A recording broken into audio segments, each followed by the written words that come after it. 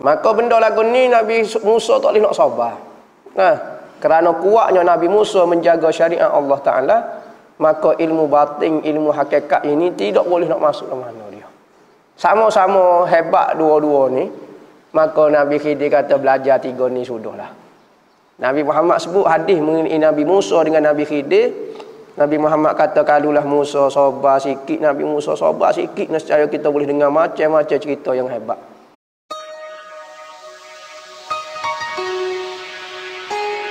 Faslun fi adabil muta'allim. Ni ada suatu fasa menyatakan adab orang yang belajar. Orang belajar kena ada adab, ya. Saya baru nak belajar, saya tak ada adab lagi. Ya, belajar beradab. Ilmu ni terbahagi kepada dua, ilmu perkataan dan ilmu adab. Maka kena belajar ilmu adab dulu sebelum belajar ilmu perkataan. Ya, belajar ilmu adab dulu. Ulama-ulama dulu, dia akan ajar anak murid dia dulu ilmu adab. Kadang-kadang dengan adab tu, kita lebih tinggi di sisi Allah berbanding dengan orang ada ilmu di dada dia. Orang ni tak ada ilmu tetapi dia penuh dengan adab, maka dia lebih berat timbangnya di neraca Allah Ta'ala berbanding orang yang ada ilmu. Dan ada orang yang belajar serta orang yang mengajar akan dia itu beberapa perkara. Tetapi disebutkan oleh Imamul Ghazali rahimahullahu ta'ala pada Bidayatul Hidayah ada 11 perkara. Dia kata adab seorang murid dengan guru dia ada 11 perkara. Saya malah buat, boleh ke tak? Saya nak belajar tapi saya malah jaga adab. Boleh. Tetapi banyak kesan-kesan kepada ilmu yang kita perolehi. Pertama, ilmu yang diambil dengan cara tidak ada adab, pertama keberkatan dia kurang. Kurang, tentu dah kurang dah. Kerana diambil dengan cara tidak ada adab. Kedua, ilmu yang kita perolehi sukar untuk kita nak amal. Payah kita nak amal. Kerana apa? Kerana kita ambil itu dengan cara tidak betul. Sekalipun maklumat tu ada di dalam pemikiran kita, tetapi amalan ilmu itu tidak boleh kita terapkan dalam perbuatan di kita, tak boleh nak amal. Jadi Imam Ghazali kata ada 11 adab sebagai seorang pelajar untuk mendapat ilmu yang berkat. Ilmu yang berkat ini menyebabkan kita boleh beramal dengan ilmu kita. Ambil sunnah-sunnah Nabi, semua kita boleh amal.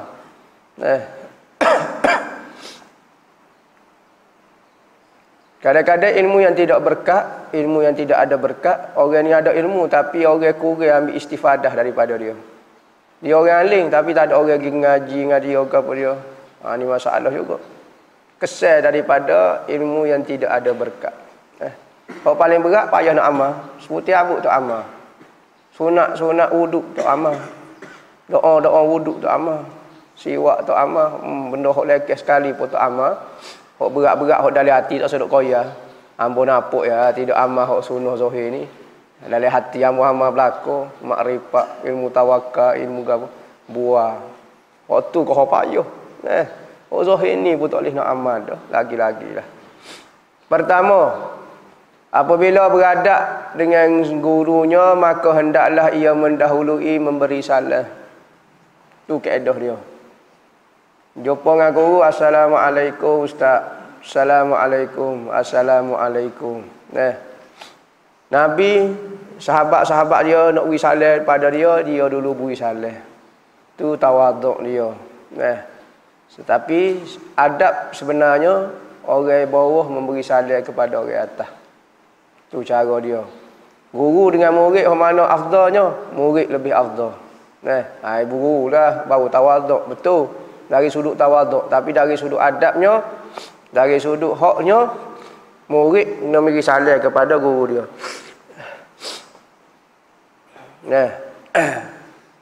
Jangan jauh sangat, dekat. Ni skelu. Assalamualaikum. Yang gitu. Apabila bertemu beradab lagu tu beri salam. Keduanya bahawa jangan membanyakkan berkata-kata di hadapan gurunya. Jangan banyak kecek depan tok guru dia. Ni siap buah. Tak tangi atas bahu. Mana guru? Oh, kacik mana? Kecek sopong dengan guru dia dah. Maka guru kita jangan buat lagu tu. Jangan banyak kecek, tanya soalan senyap. Dengar. Jangan duk letak perkataan dia. Oh, wak cikgu duk buah. Tak boleh lagu tu. Nah. Adabnya lagu tu. Sekalipun guru kita baik setahu mana dengan kita pun dia tetap guru kita. Kecek jangan buat supaya saing. Rapak setahu mana pun jangan siapa perikat lagu tu. Sebab tu guru-guru dulu backing. Apabila backing anak murid tak akan banyak kecek daripada senyap. Tak tanya tak A, tak B, tak C, ya terima arah. Tak berani nak ayat patut lagu mana senyap. Kita lah ni buat guru lah. Siap buat ngaji dia pula. Lepas tu nak dapat ilmu yang berkat lagu mana. Ngaji matematik tak apa. Sebab matematik tak syarat diamalkan. Wajib tak beramal dengan matematik. Demo tak beramal ilmu matematik. Dosa lah demo. Tak dosa, tak ada apa. Tetapi ilmu agama ni ilmu yang kena amal. Maka apabila ilmu itu yang perlu pada amalan, maka perlu kepada keberkatan. Jangan banyak kecek di hadapan guru dia. Ketiga, bahawa jangan ia berkata-kata dengan barang yang tiada ditanya oleh gurunya. Tok guru dia tanya muka lain, dia jawab muka lain. Koyak cerita kok lain, beta kok lain, bahaya kok ni, bahaya kok tu. Kalau tok guru dia tanya hak tu ya. Keempatnya, bahawa jangan ia bertanya akan gurunya melainkan kemudian daripada minta izin daripadanya. Nak minta izin dulu nak bertanya. Tengok pula waktu sesuai. Tok guru dia tengah rehat, tok guru dia tengah itu. Ni tok guru dia tengah duduk kaluk. Dah lagi cuak nak nanya. Astagfirullahalazim. Tak munasabah. Tok guru dia tengah pakai selipar, nak sembelih dah perutnya tanya juga. Tok guru dia tengah berjalan, tok guru dia nak pergi ke tandas. Jangan tanya tempat-tempat lagu tu. Tak sesuai, terlalu tidak sesuai. Ulama dulu ketika berjalan tak tanya soalan kerana tidak ada adab soal jawab. Majlis ilmu ketika berjalan tak ada adab. Dia kena tok guru dia tanya duduk, tanya rehat, tanya berhenti, tanya gapo. Tu tempat-tempat layak. Maka kena minta izin dulu. Nak tanya boleh ke? Kali kata tak ada minta maaf. Jangan duk tekan dia. Amal tanya kau sikit. Jangan.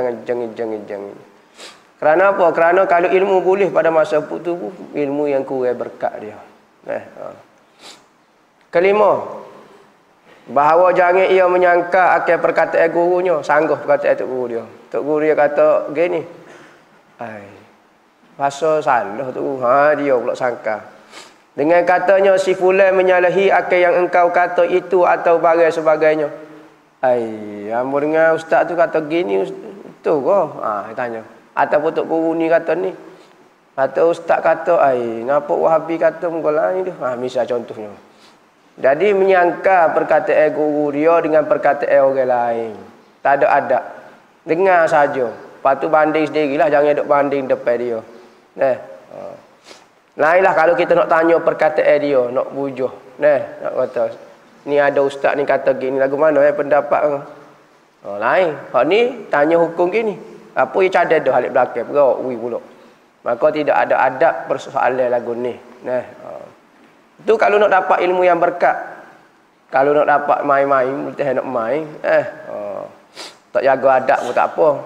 Maka boleh ilmu semata-mata.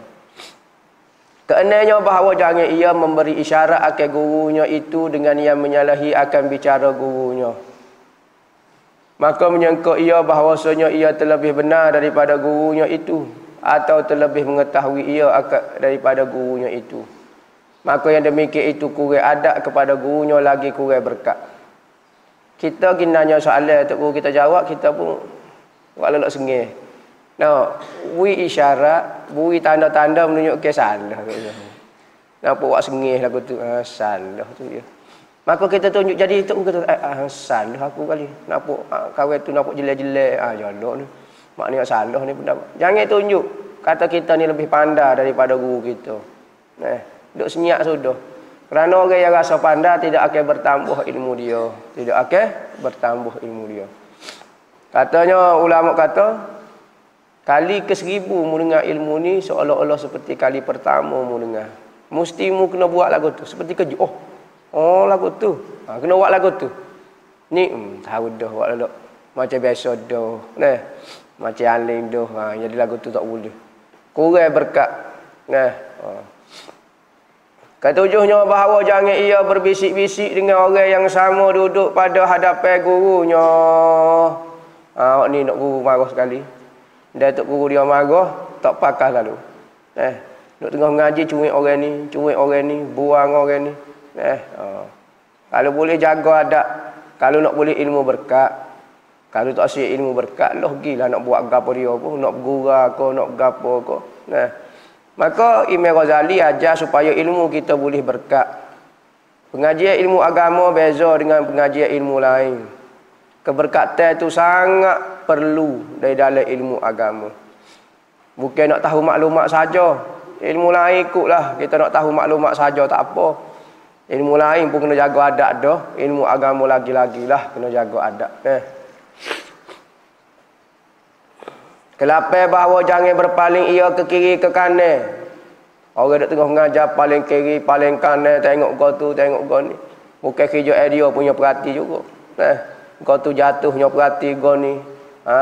Ni perbuatan tak comel. Pada hadapan gurunya tetapi hendaklah ia duduk tunduk lagi beradab seolah-olah ia di dalam sembahyang. Tunduk selok tidur. Kanan kiri marah orang. Kalau tunduk jenera pula nak buat lagu mana tak tahu. Duduk dalam keadaan bersungguh nak belajar. Duduk dalam keadaan kita selesa nak belajar. Duduk. Nampak dalam keadaan. Ikutlah selo kau duduk dalam lagu mana. Yang penting nampak macam gaya nak belajar. Jangan duduk paling kau tu, paling kau ni. Tak tahu alik jatuh. Main cuik, main gapo. Kau tidur tu sudah kira lah. Maka ilmu lagu tu kurang berkat. Ilmu yang kita perolehi pada masa tu kurang berkat dia. Kesembilan bahawa jangan membanyakkan soal tak kala segan gurunya itu daripada berkata atau tak kala ia letih. Jangan banyak nanya. Kalau kita tengok tok guru dia kita tak selesa dah tu. Dia serabut dia gini jalan dah tu. Kalau dia gitu, tak usah tanya soalan dengan dia tu, dia letih. Maka jangan banyak bertanya. Kalau kita nampak dia tidak selesa ataupun dia letih, tak usah bertanya. Kesepuluhnya apabila berdiri gurunya maka hendaklah ia berdiri pula kerana mentakzimkan akil gurunya. Memuliakan guru dia. Nabi Muhammad suruh kaum Ansar berdiri kepada Sa'ad ibn Mu'az. Sa'ad ibn Mu'az ni ketua kaum Ansar. Apabila dia mari katanya Rasulullah berdiri. Qumu li Sa'din. Berdiri. Tu ketua mu mari. Maka tidak salah kita kalau berdiri. Guru-guru kita mari sebagai tanda nak memuliakan dia. Nabi tak suka orang berdiri kalau dia mari. Bukan kerana benda tu haram, tetapi itu sifat tawaduk dia. Tetapi sekalipun lagu tu sahabat tetap berdiri. Sayyidina Fatimah apabila ayah dia masuk dalam rumah dia berdiri. Tanda hormat kepada ayah dia, pegang ayah dia, letak atas kursi dia. Begitu juga Rasulullah. Apabila Sayyidina Fatimah mari, anak tina dia mari, maka dia berdiri. Hormat kepada Sayyidina Fatimah. Pegang anak tina dia, letak sebelah dia. Maka kita begitu juga. Bukan kata nak hormat. Bukan kata nak puja guru. Bukan kata nak taksub kepada guru. Taksub kepada guru. Macam-macam. Ada forum ke apa dia tahu. Forum Wahabi lah mudah nak sebut. Taksub kepada guru. Ya Allah ni dia nak menghakikkan sifat hormat kepada orang alim. Hormat kepada PhD, hormat kepada Wahabi, hormat kepada CJ. Hormat kepada orang tak tahu alik jatuh. Hak tu tak apa mulia okey. Hormat kepada PT, hak tu tak apa. Jangan hormat kepada tok guru saja. Jadi taksub. Lah ni duduk kecek bab IDU pula. IDU. Macam-macam. IDU ni berkat kau tidak. Nabi Muhammad buat kau duk. Kok bodoh mana jadi forum. Kok jadi dia masuk dalam forum tu lah. Dia kata Nabi Muhammad tak buat. Allahu Rabbi. Kalau baca dalam kitab hadis sepuh kata Nabi cuma IDU dia di tubuh sahabat. Dia kata Nabi tak buat lah. Dok berkat-berkat ni IDU ke apa dia. Orang panggil dia Syekh gapo dia. Naik Syekh Rabbana ke gapo dia. Oh bodoh sungguh kata. Tajuk kita tak faham, jangan duk bahas. Semakin zahirlah kebodohan kita pahatah belakangnya. Lah ni. Hormat kepada guru tak masuk. Hormat kepada orang lain tak apa. Hormat ke dunia, hormat ke PT, hormat ke pakar, hormat ke CJ, hormat PhD tak apa. Ni agenda-agenda orang kafir yang telah masuk kepada pemikiran orang Islam sehingga kita terpengaruh dengan kekafiran dia. Tak si hormat kepada ulama. Macam-macam punya pukulan. Masuk dalam TV pula. Sama-sama bodoh. Hok TV pun bodoh. Nak kata gua dah mereka tak ngaji agama. Hok seh tu pun bodoh juga. Tak tahulah siapa dia. Hamo tak tahu tu. Orang-orang cerita betul kau dok tahu sak kata mo salah kau gua tak boleh jelas-jelas sangat. Kena hamo. Ya kena kecek kiyah-kiyah gitulah. Kalau orang cerdik dia akan faham, orang bodoh tak akan royak pun tak faham. Maka memuliakan guru ini tanda keberkatan ilmu. Dia nak buat tradisi mulia ke guru. Lagu tu nak ngaji supaya mengaji orang kafir. Ngaji matematik kaki atas kepala tok guru. Nyok ngaji kat tok guru. Sepak tok guru, buli guru. Oh tak apa lagu tu, tak apa. Oh ni berat entah tu. Oh macam-macam manusia dengar perkataan orang lagu ni. Kerana mentakzimkan akal gurunya itu. Dan jangan diikuti pada ketika bangkitnya itu dengan pertanyaan dan soalan. Apabila dia bangun, jangan bertanya, jangan soal apa dia. Mungkin dia rasa tak selesa ke, nak berjalan ke payah ke apa dia. Lebih-lebih lagi guru tua. Dia nak berhenti, dia lengah, dia apa, tanya jalan. Biar dia rehat dulu, baru dia selesa nak jawab. Jangan bertanya masalah pada ketika ia berjalan. Hingga sampai ke rumahnya atau tempat duduknya. Biar dia duduk selesa dulu. Ni duk nanya dia apa pening. Kena guru tua pula gebah sorang gitu dia. Kesebelahnya, jangan jahat sangka dengan gurunya itu pada segala perbuatan yang zahir menyalahi etikadnya. Tok guru ambo ni salah ni. Menurut etikad ambo ni salah tok guru ambo. Dia baru ngaji akidah tu awal. Tiba-tiba tengok tok guru dia syarah, tok guru ambo ni Mu'tazilah ni apa. Tok guru ambo ni ngaji akidah tu awal bagus. Jadi jangan sangka jahat. Kena sangka baik. Kerana apa faedah kita buat dia sebagai seorang guru kalau kita tidak percaya kepada ilmu dia. Tidak sikoh kepada akidah dia. Tidak sikoh kepada segala ilmu fiqh dia. Tak usah buat guru lah. Kerana apabila kita buat dia sebagai guru, kita percaya dia betul belakang. Dia kata ni tak asuk ni. Tak guru buat salah pun kata betul juga. Kerana salah tu menurut kita. Zahir ilmu kita baru. Pas kita mengaji akidah tu awal baru berat. Maka kena tanya hak tinggi lagi. Atau bersalah perbuatan gurunya itu dengan pengetahuan atau dengan adabnya.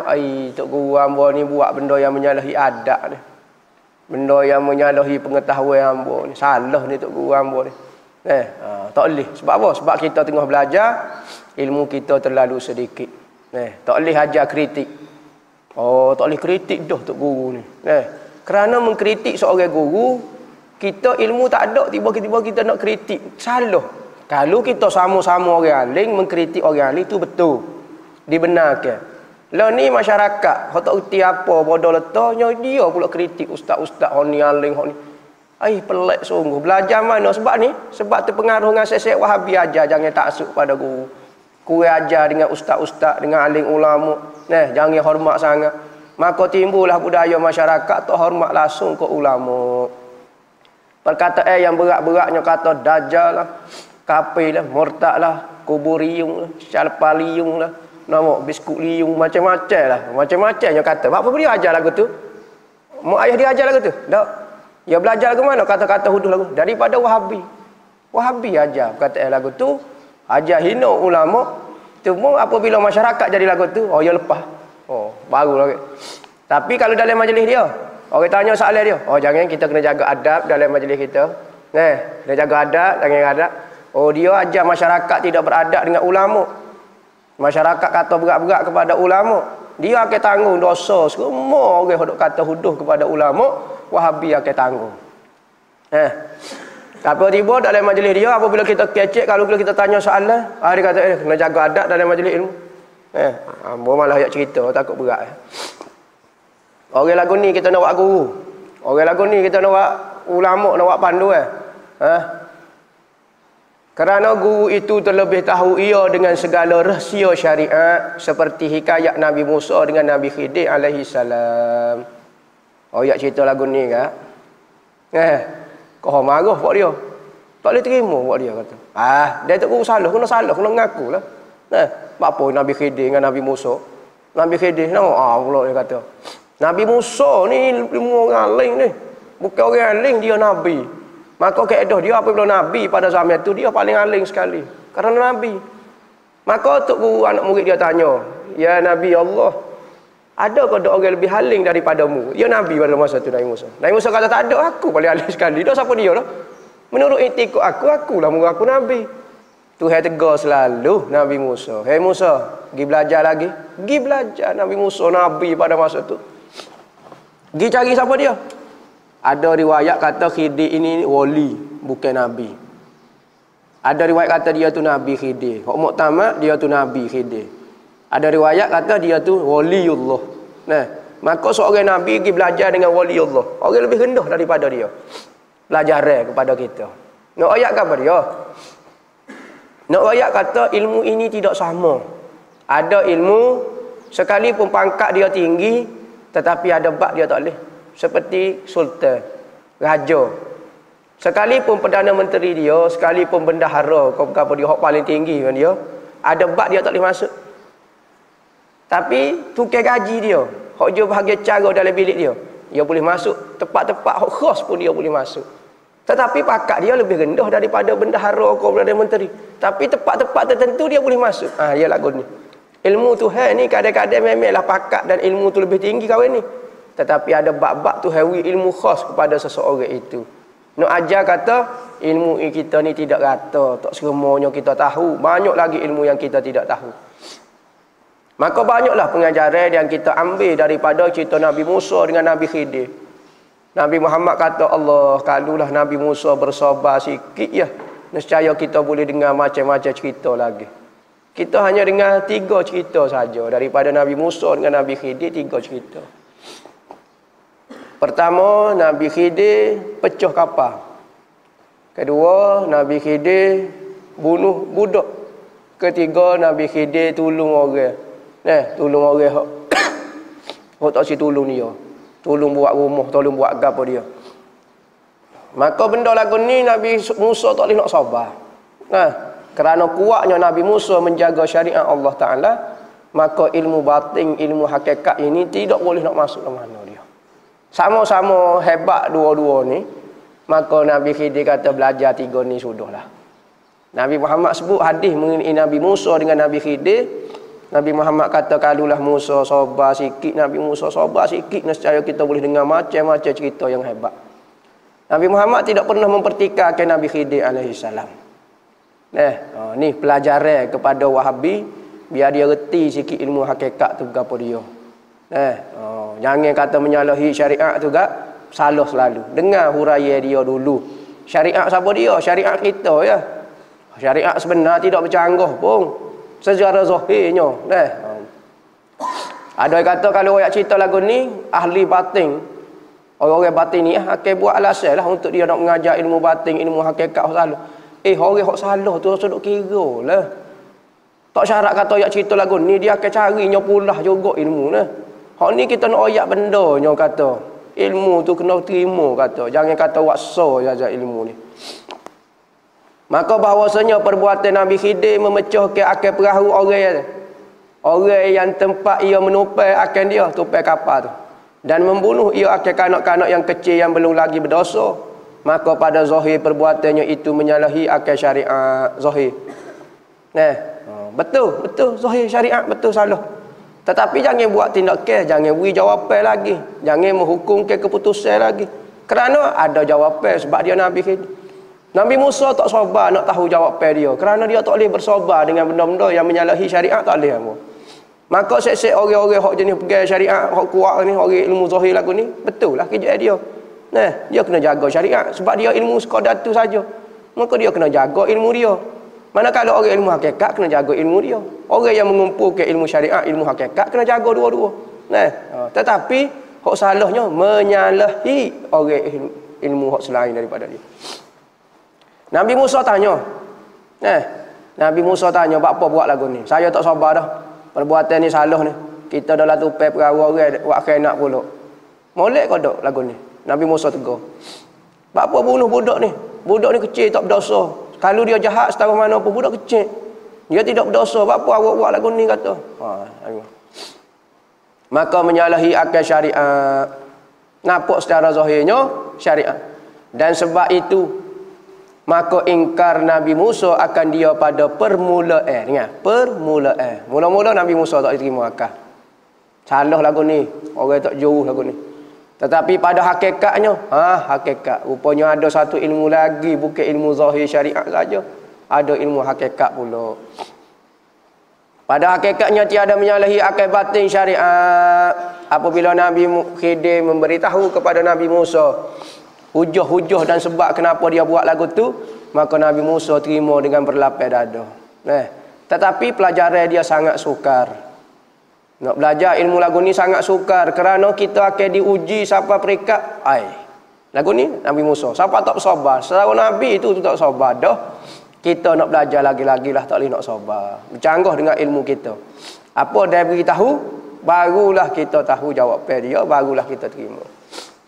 Dan sebab itulah bahawa Nabi Musa pada akhir perbuatannya ia membenarkan akan dia akan Nabi Khidir alaihi salam. Mujur dia membenarkan